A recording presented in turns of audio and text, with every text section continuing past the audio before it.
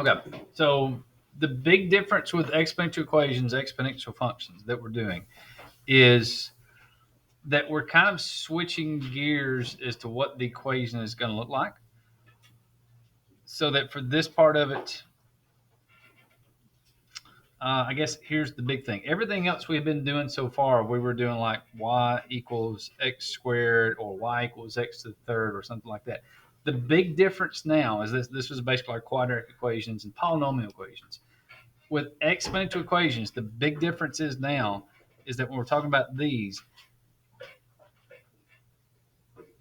you're going to have the number now instead of being in the exponent is going to be your base, and the x is going to be the exponent. So this was our polynomial equations that we were looking at. X to the second, x to the third, x to the fourth, that kind of thing. The big thing we're going to do for exponential is now your base is some number, and x is your exponent.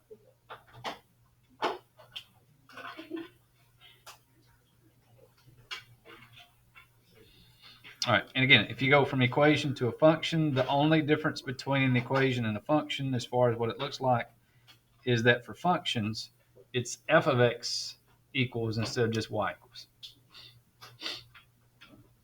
Okay, so that's what makes an exponential function. Now your x variable, or whatever the variable is, which almost all cases is going to be x, is in the exponent. Your base is going to be some number. So if you want just some example of what that's going to look like is basically this. This would be if you had y equals 3 to the x power. If we were doing a function, it may be y equals 2 to the x power. So that we're reversing where the exponent and then the number or the power in this case, we're basically flip-flopping those. So now your base is a number and your x is always going to be in the exponent.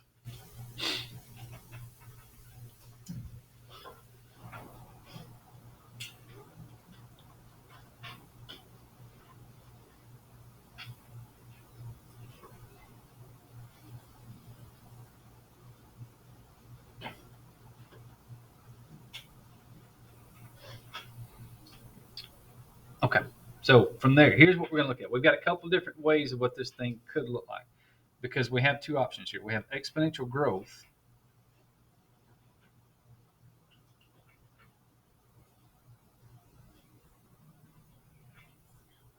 And then obviously if we've got growth, the other option is we'll have decay, but we'll look at growth first before we do anything else.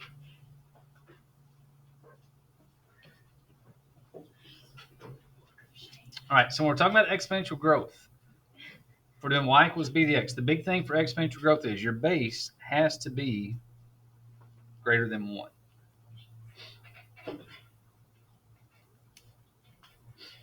Because if it's less than 1, think about if you take half of half of half of half of half. What happens every time you take half of something? The number gets smaller, right? So if I give you half the paycheck and they say, oh, well, we've got to take out this other half of the paycheck for this. Oh, yeah, and we got to take the other half for your state taxes, and we got to take out half for your federal taxes, and we're going to take out half of that for your FICA and for your retire. Yeah, so then your check just keeps getting smaller and smaller and smaller. Exponential growth is the opposite. If it's 2 to the x power, then it grows and it grows and it grows and it grows and it just grows forever. What that's going to look like graph-wise.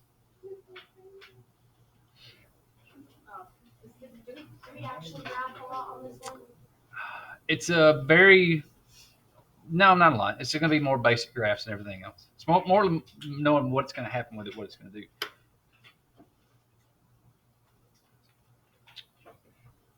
That if this is 1 on the y-axis here, every exponential growth is going to look something similar. Now, obviously, the way we're going to think about it, though, is this. You have to start with 1 something here.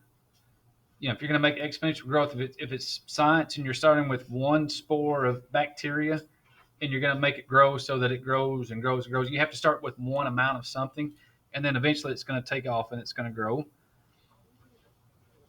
But you also have to realize that in this case, that when you're plugging in x, it's going to be over here.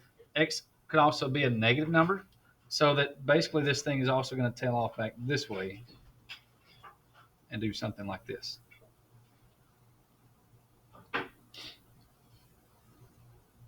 Now, for most real life purposes that you're going to do, you're only going to see that part of the graph because you cannot start with a negative amount of something. You can't start with -2 spores of bacteria to grow because that doesn't make any sense. But if we were to have that option, that's what the graph would look like.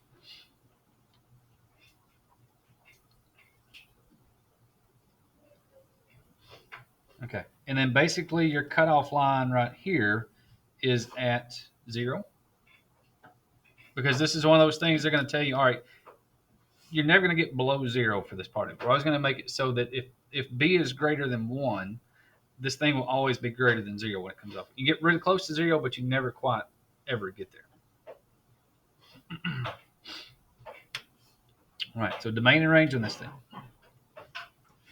Because again, it is a function, so your domain in this case is going to be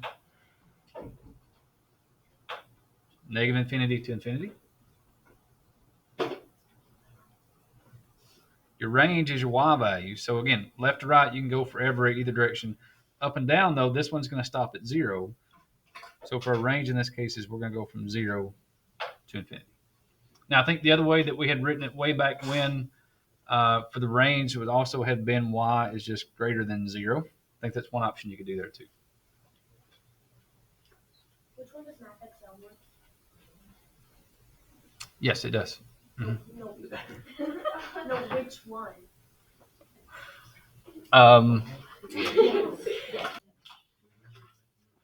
Okay. Now, the good thing about this one is because it's a function, your domain never changes.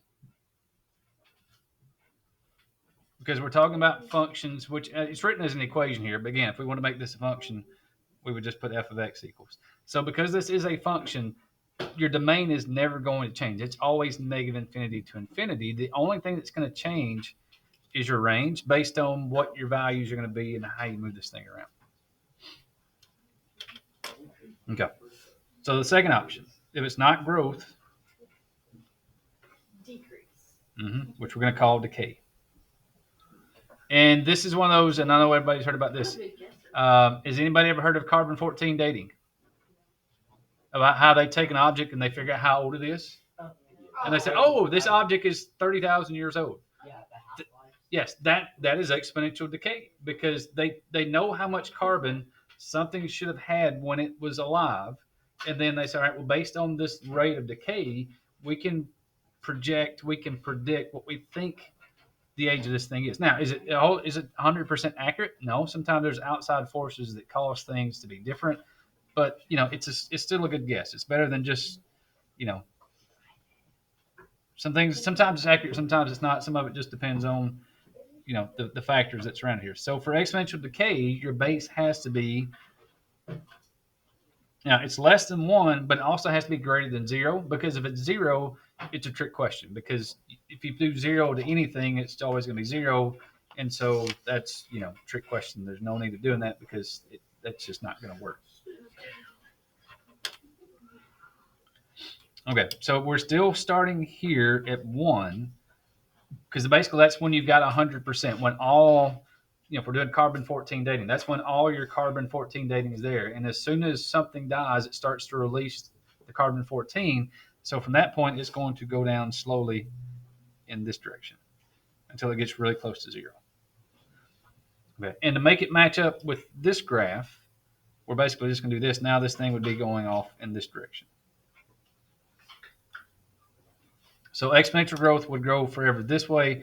We're saying that, okay, if this thing had an exponential amount of carbon-14 or whatever you're measuring, that eventually that once it gets to this point, this would be the point where it would die, and then it starts to gradually decrease everything from there.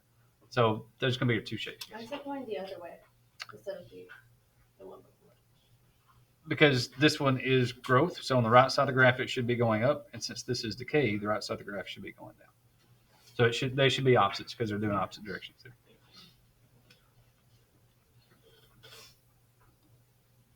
All right, domain, anybody want to take a guess because it is a function? There you go. -infinity to infinity. Or again, we can say it's all real numbers with double-legged R if we want to. But that's going to be Math Excel more than likely, that part. And the range for this one is still the exact same thing. it's 0 to infinity. Or again, we could say that it's y greater than 0. Okay, so as long as we're doing functions, again, domain never changes because we're going to plug in every single possible number we could plug into this thing and see. All right, so what we're going to do is we're going to actually graph one of these to start off with. We're going to graph an exponential growth by hand. We're going to plug in a ton of numbers. Now, we're only going to do it one time, just so you can see how the numbers work out and what it does with it. After that, you should be able just to know what the graph looks like, and you can do a quick pick on it. But we're going to walk our way through one of these just to make sure everybody's good here. Sure.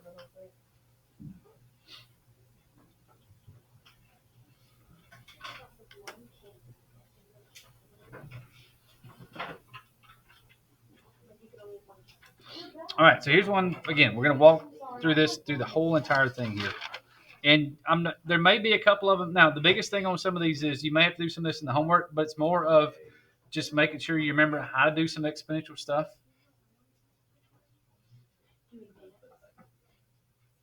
So we're going to graph y equals 2 to the x power.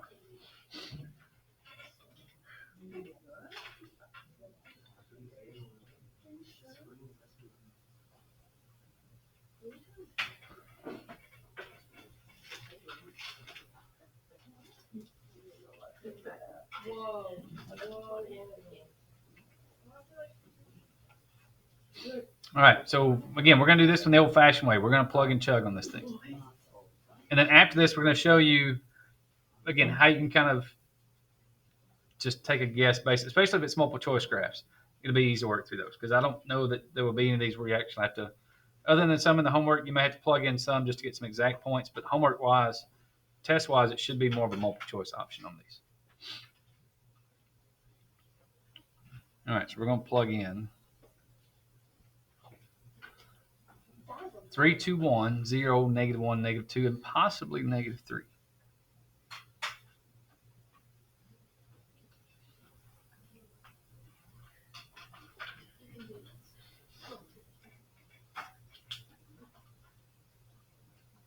Okay, so let's start in the middle. What happens if, see if y'all remember, what happens if we do anything to the 0 power?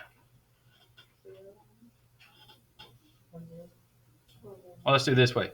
What's 2 to the first power? 2. All right. So what is 2 squared? 4. 2 to the third would be 8, right? Because if you want to go up a power of 2, you just multiply by 2, right? So what happens if you go down a power of 2? To go from 8 to 4, we're not going to multiply by 2. We're going to divide by 2. Divide by 2. Oh, so what's 2 divided by 2? That's going to be 1. There we go. So if you ever get stuck, and that was, I had a lot of times when I was in y'all's shoes, that was my first thought was, if it's to the 0 power, it should be 0. But if you think about it this way, let's just do a what if real quick. What if 2 to the 0 power was 0? What happens if you want to do 2 to the first where you multiply this thing by 2 to get this answer? What's 0 times 2? 0. So then what is 2 squared? 0.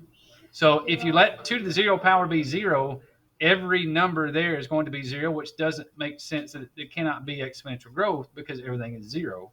So that's why if you plug in 0 for something, it has to be a number something other than 0, because if not, then all the exponential growth is all just 0, which means there's no growth to it. It's just 0. All right, now if we kick it down a power, it's 2 to the -1. Let's keep the pattern going, right? Let's keep dividing by 2. What's 1 divided by 2? There you go. That's a half. Oh. Are you sure? Uh-huh. Why would it not just be pop?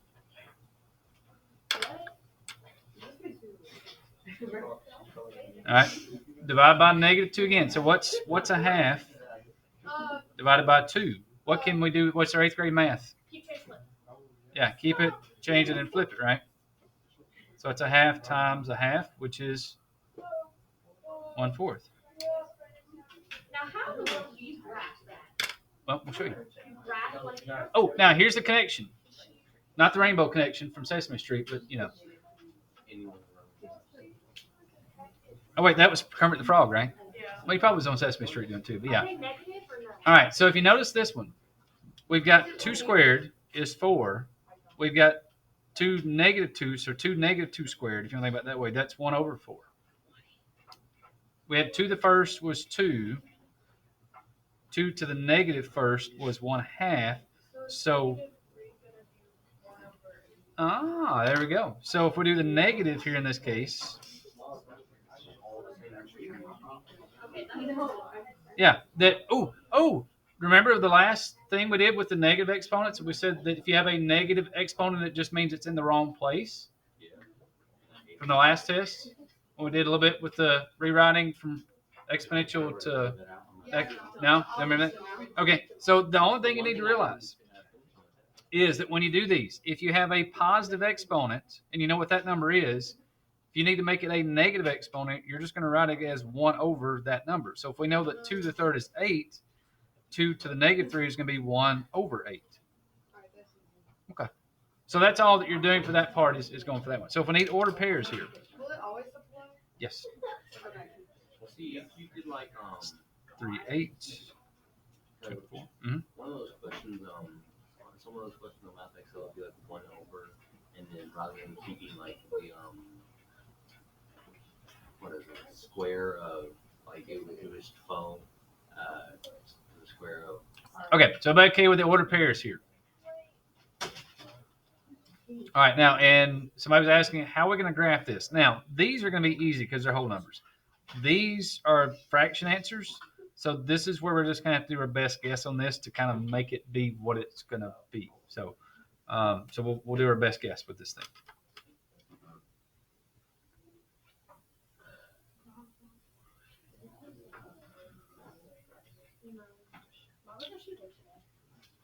Okay, so for this part, let's make these go up by, let's see.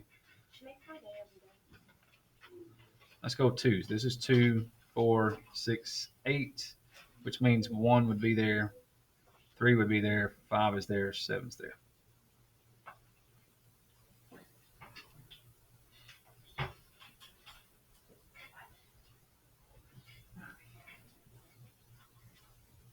Okay, and these will actually just have them go 1, 2, 3, 4.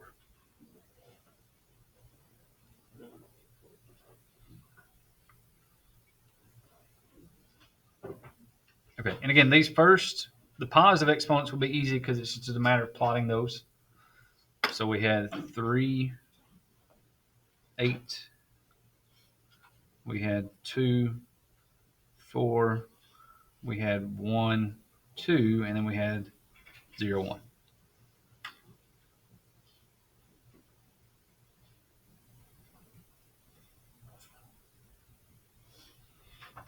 Okay, and if we wanted to go one more power, it would have been 4, 16. So we know at this point, this thing is just going to keep going up forever.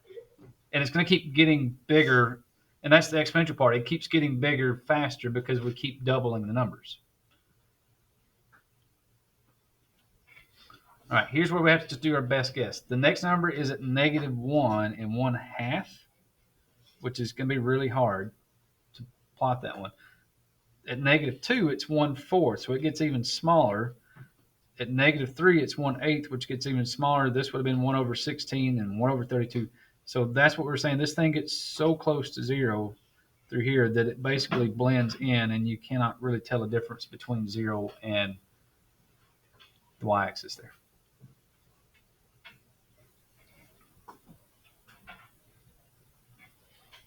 But that is your graph of y equals 2 the x. Okay, and if you notice, that is what we were saying back here, that if we actually just talked about the shape of it, that's our basic shape that's here.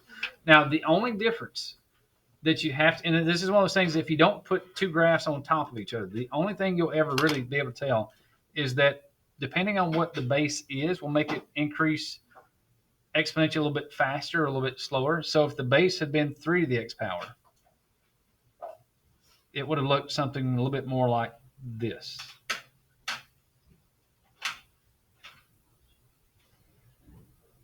So that would have been 3 to the x power. If it had been 4 to the x power, it would have been a little bit faster than that. But they're all going to come back to this one point right here. So if we wanted 5 to the x, it would have turned up a little bit faster. And again, at the bottom, it's all going to blend together because all these lines are basically going to come back and get really close to 0. If this thing had been, 1.5 to the x power, it would have been back here somewhere.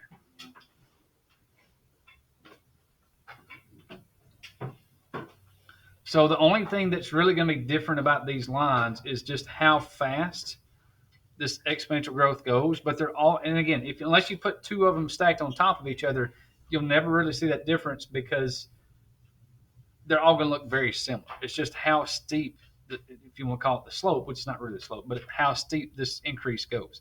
The bigger the number, the steeper this line is. The smaller the number, the flatter or the less steep that line is. When let's say it's flat, it's just less steep. Okay, but they're all going to have that same basic shape that's here. Okay, so to find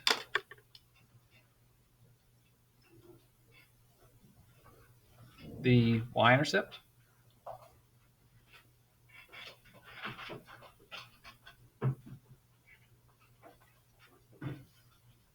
you're going to plug, if I can write here, you're going to plug in, or you're going to substitute, if we get the technical word for it here. Evaluate, substitute, everywhere what you want to call it here. X equals 0, and then evaluate.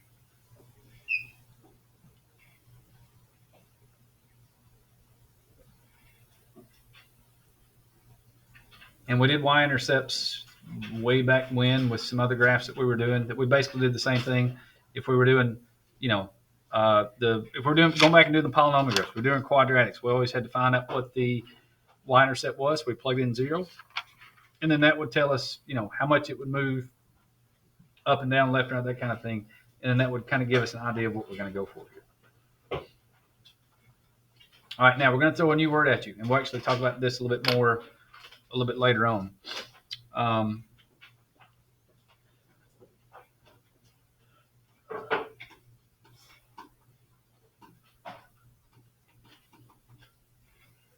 Horizontal asymptotes.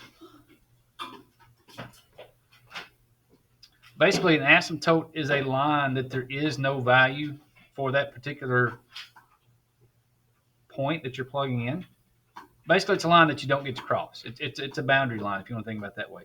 So for this one, sometimes, and we'll talk about this a little bit more later, but a horizontal asymptote for this equation, for any basic growth equation or any basic exponential decay equation on these, the horizontal asymptote is always going to be at y equals 0.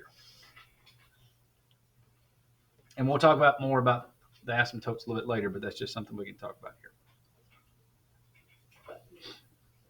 Okay. And then if you were graphing that horizontal asymptote, basically you go back and put a dashed line here that says, okay, that's the boundary line, and this graph is not going to go below that value right there. So that would be equation y equals 0.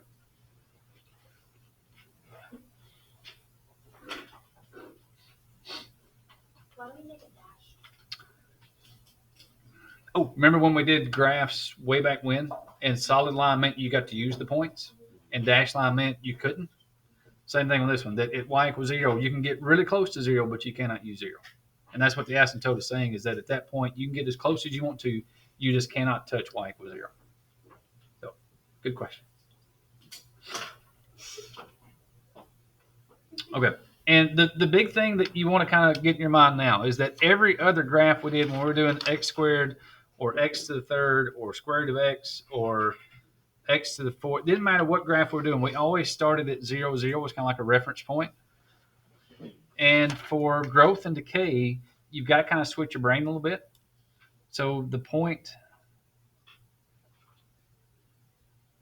0, 1 is our new starting point.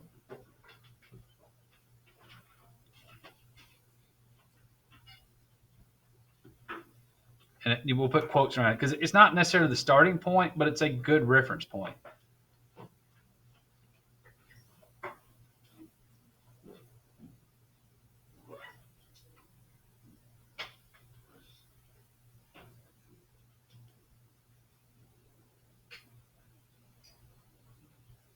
because every other graph we've done up to this point, whether it was x squared or x to the third or square root of x or anything else we were doing, we always took 0, 0, and we said, okay, we're going to move it up, down, left, right based on this point.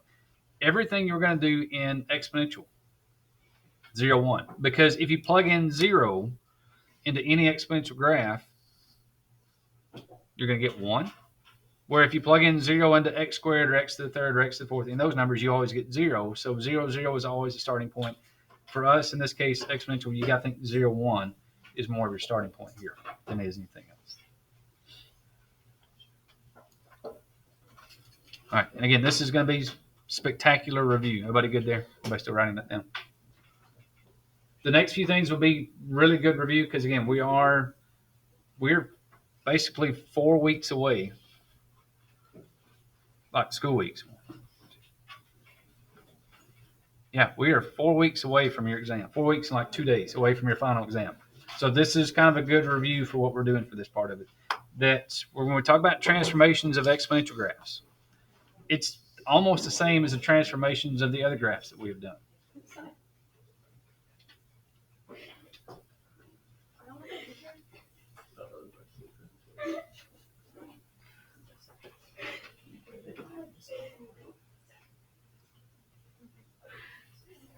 Is this the same notes or is this number? Same notes.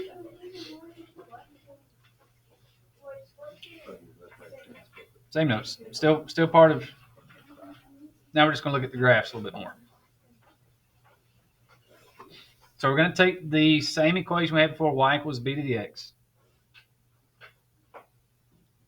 But now we're going to add some number that's in the exponent.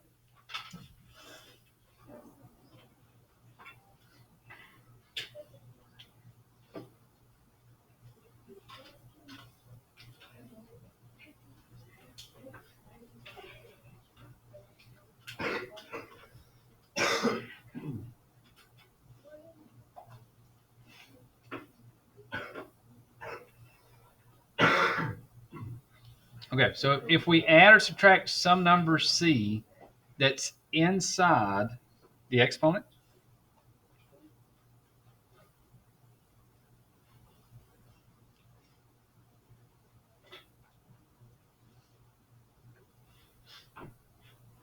it moves the graph.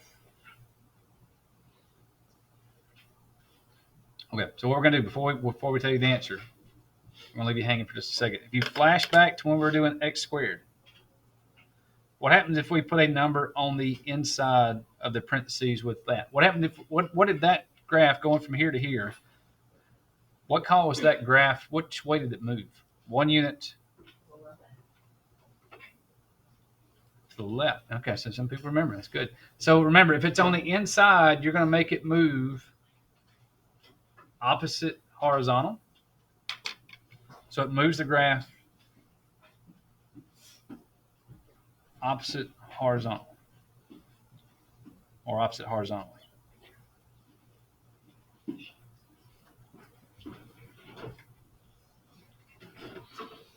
So it's the same concept that we had here, but now it's just with a different graph. But it's still the exact same thing. If it's on the inside of the fill in the blank, it's going to cause the graph to move in the opposite horizontal direction. So here, this thing was x. We changed it to x plus 1. Now it's on the inside of the parentheses. It moved it 1 unit left. Same thing here. Now we're looking for it. Whatever the number is, you're going to move it in the opposite horizontal direction if it's on the inside. If it's on the outside,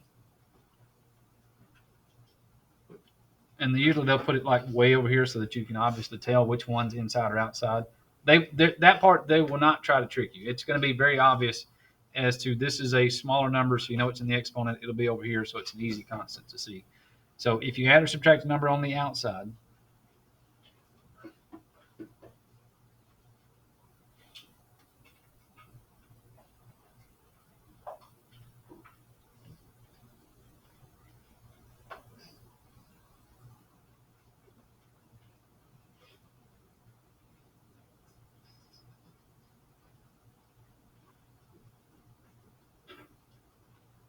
and it moves the graph vertically.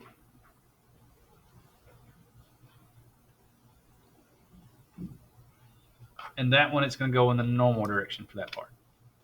So if it's on the inside, it's opposite horizontal. If it's on the outside, then it's going to go vertical. Is there going to be multiplication or division on it?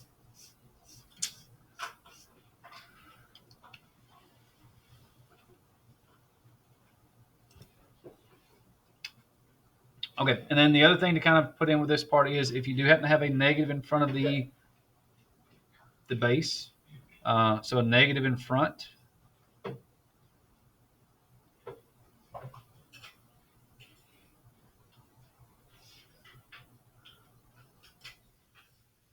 so if you have a negative in front of the base, not in front of the x, but in front of the base, so a negative in front of the base causes a reflection. Because if it's in front of the base, it's outside of the exponent, and anything outside the exponent always causes it to go vertically. So now it's going to flip up and down, which means in this case it's going to go over the x-axis. I think I said y-axis earlier. It should be x-axis.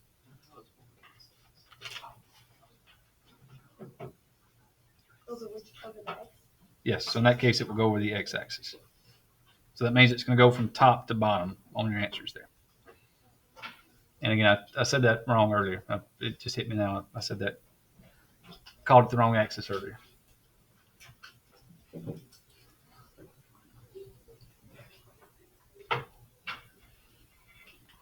Okay, and then kind of what we're talking about, that if you do get the chance to multiply, and again, I don't think it should happen a whole lot, but it's more of just making sure you know what it does. If you multiply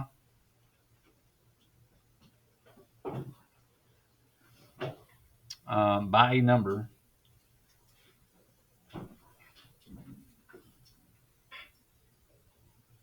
whether your number is greater than 1, it stretches the graph.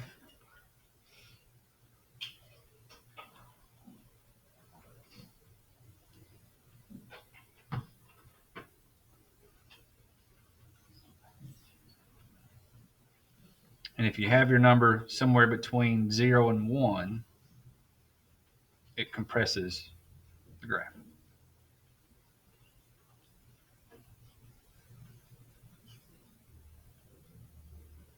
And that's the same thing we said way back when we did quadratics, and we spent all that time working on it. That again, if it's a number with we use the rubber band for the quadratics, that if you take your hands and stretch it out, now you're stretching out the rubber band, so you're stretching the graph. Where if your hands get closer together, if you make it half as close, now you're compressing your hands, which is going to take that graph and do the same thing. It's going to compress it and make it go out wide.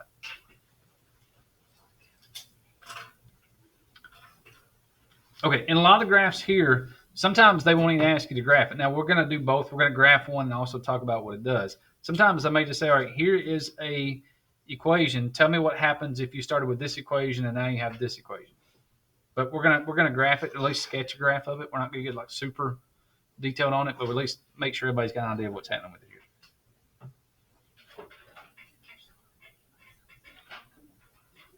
All right, so with this one, let's graph y equals 3 to the x minus 4.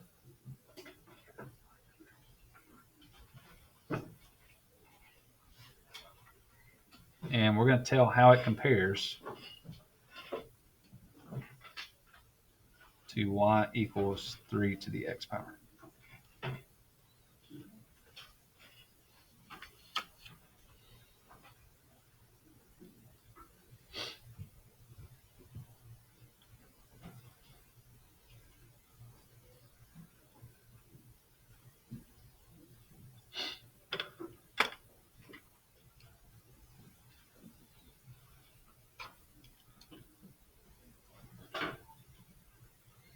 Okay, so where is that 4? Is it in the exponent or outside the exponent? It's in the exponent, right? So we know we're going to move it 4 spaces. I mean, that's obvious there. But because it's in the exponent, it's not 4 to the left, it's 4 to the right.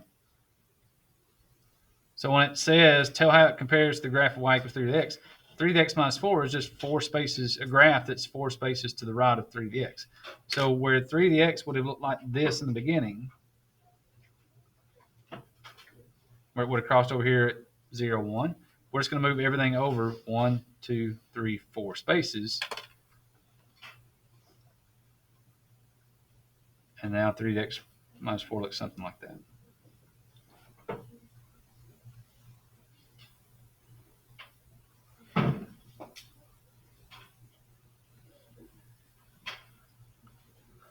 Okay, and again, all we're doing is we're taking this reference point here that's 0, 1, and we're going to move it over 4 spaces, so now it's over here. So again, normally in all the other graphs we've done, 0, 0 is always our reference or our starting point, but for exponential graphs, is 0, 1, because you plug in 0 into this equation, you're going to get 1 for an answer, so we're using 0, 1 as like a reference point now. Again, we're just moving everything over 4 spaces, so it looks like that.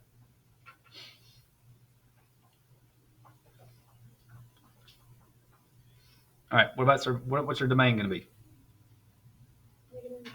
Yeah, negative infinity to infinity, right? Okay, because that again never changes, so that's always given. Sometimes they won't even ask you about domain. They may just skip that and go, okay, you know what the domain is. They may just go ahead and go to the range. Now the range gets kind of easy if you think about it, because your range is your y values. Did we move it any at all up or down? No, right? All we did was scoot it a little left, or in this case, we scooted a little bit right based on the number. So the range isn't going to change. It's going to stay 0 to infinity.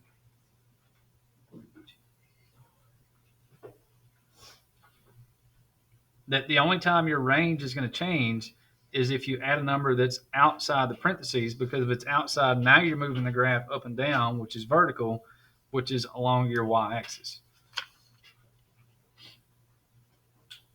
Okay, so unless you have a number outside the exponent, this range is not going to change. It's going to stay at 0 to infinity. All right, let's get one other thing here. What's the y-intercept?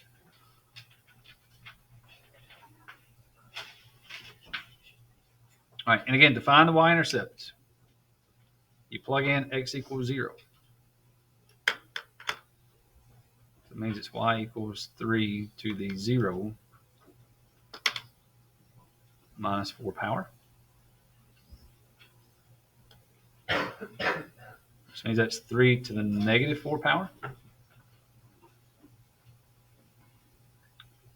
All right, and if we know what 3 to the 4th is, because 3 times 3 is 9, we get another 3 times 3 is 9.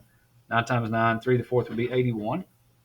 So if this was 3 to the 4th power, it would be 81, but because of the negative, just make it 1 over that number, so that's 1 over 81.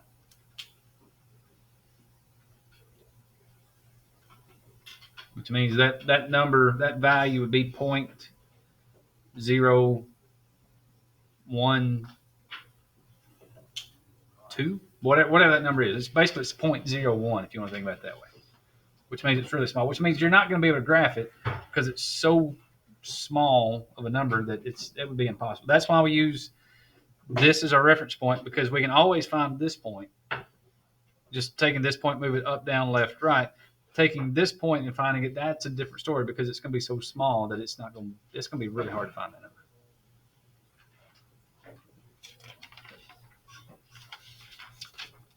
So would you write the y-intercept as 1 over 81? All right, so no graph on this one. Can we Just- please make the directions figure out what happens? Well, we'll see. So how does f of x equals negative 1/2 to 1/3 x compared to f of x equals 1/3 x?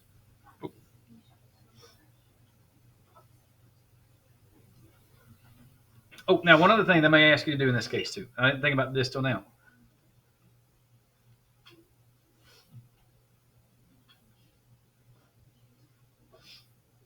So we'll add on one more direction. Tell what type of graph it is. And when we talk about what type of graph it is,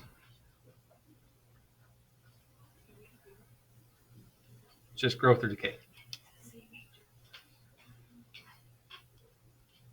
Okay, sorry about that. I had it written wrong. Back fix that. All right, so let's get this part of the way first. If it's f of x, either one of these two graphs that's here, no matter what it is, if it's f of x equals 1/3 of x, is that growth or decay? Base in this case is 1/3, right?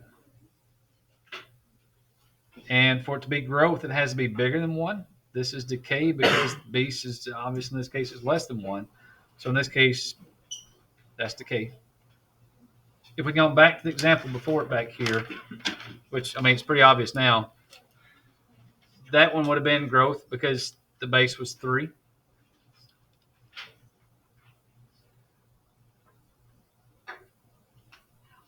This one, your base is 1/3 in both cases, so it's decay. All right, again, we're not going to graph this one. We just want to know what it's going to do. So if we take out this part, the 1/3, because that's the basic part of the graph. If you take this out, everything else extra tells you what it's going to do. The negative in front means it's a reflection.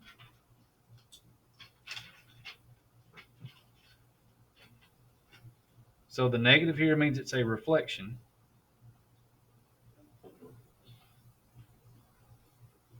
It's on the outside, so it's over the x-axis.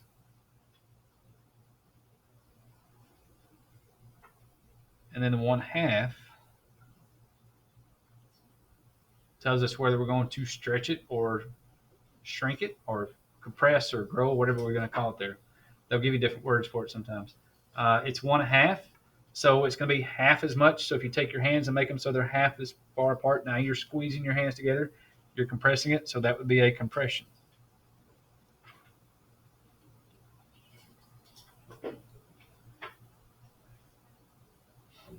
So the negative is your reflection. The 1/2 then tells you whether it's a compress or a stretch. Yes, compress. Compress because it's less than 1. Anything bigger than 1 should be a stretch. Sometimes they use stretch or shrink. Sometimes they'll use shrink instead of compress. I think we'll stick with compression. They might say shrink because sometimes people do stretch or shrink instead of stretch or compress. But just realize compression or shrinking, you know, compression should be the better word, but sometimes they'll sneak in a shrink occasionally with that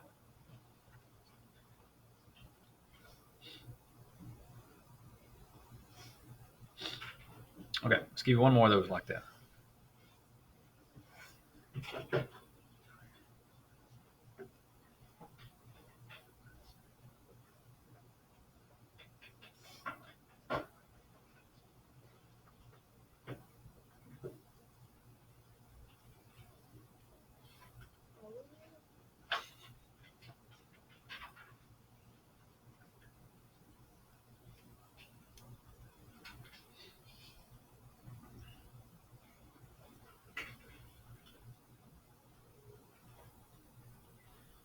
Okay, so this one will throw a bunch of stuff at you. How does y equals 3 to the 4 x plus 3 minus 1 compared to y equals 4 to the x?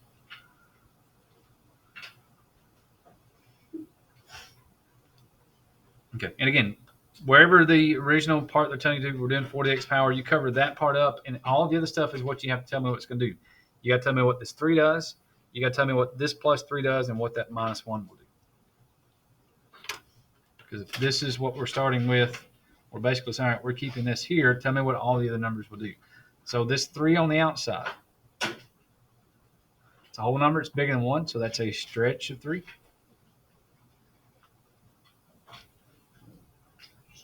Or they may just ask for stretch, and may ask you what's the coefficient that's going to cause it to happen. The plus 3 that's on the inside means we're going 3 spaces in the opposite direction. So instead of plus 3 going to the right, we're actually going 3 opposite. We're going to go 3 left. And this 1 that's on the outside tells us which way to go up or down. Since it's negative, we're going 1 down. So how does it compare? It's a stretch. It's a stretch graph. Scale factor is 3. We're also going to move it 3 spaces to the left and then 1 space down.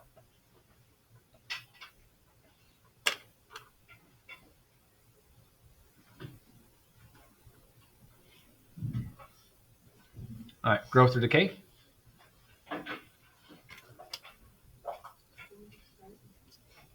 4 to the x power. Yeah, 4 is bigger than 1, so got big growth because your base is 4. And again, if the base is bigger than 1, it's growth, not gross. If it's bigger than 1, it's growth. If it's between 0 and 1, then it's decay.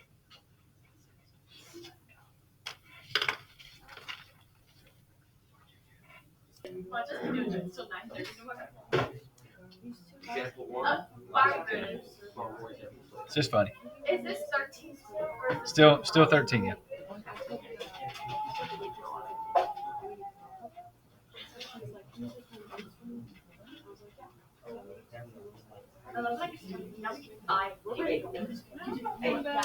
Okay, so for this one, now these, we're going to strictly just growth or decay.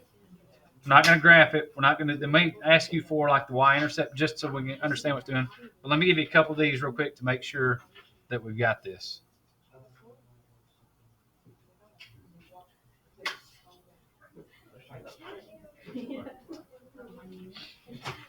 Okay, so for these, we're going to identify the equation as either growth or decay, and then find the y-intercept. We're not going to graph it. There's no graphing at all on these. It's just tell me if it's growth, tell me if it's decay, and then we're going to find the y-intercept.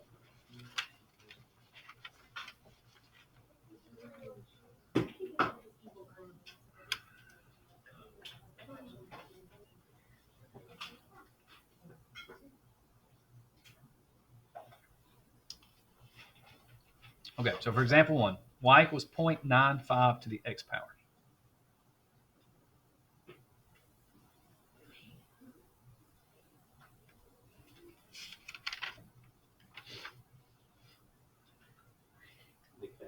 Okay, growth or decay? So you got decay, right? Because your base in this case is 0.95. It's less than 1. So it's obviously decay. Okay, and to find the y-intercept, again, you take that equation that you have, you plug in 0 for x, and then tell me what it is. So what is 0.95 to the 0 power? What's anything to the 0 power? 1. There we go. So y-intercept is at 0, 1.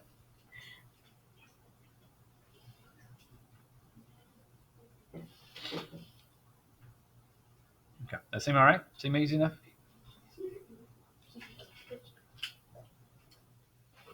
And somebody's probably thinking, well, if that's the case, if anything to the 0 power is always 1, won't the y-intercept always be at 0, 1?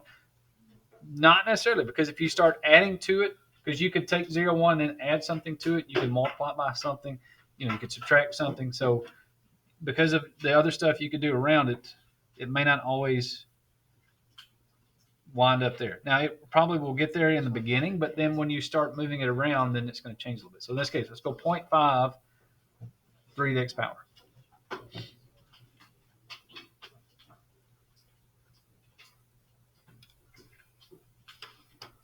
Okay. And when you talk about growth decay, don't worry about what's outside the parentheses. It's 3 to the x that we're looking at. So, there you go. So if we're talking about 3 to the x power, base is 3. It's got to be growth. Daniel, question? No, it's still the same notes we had earlier. So. And for the y-intercept. So what's the difference? I know we wrote on here that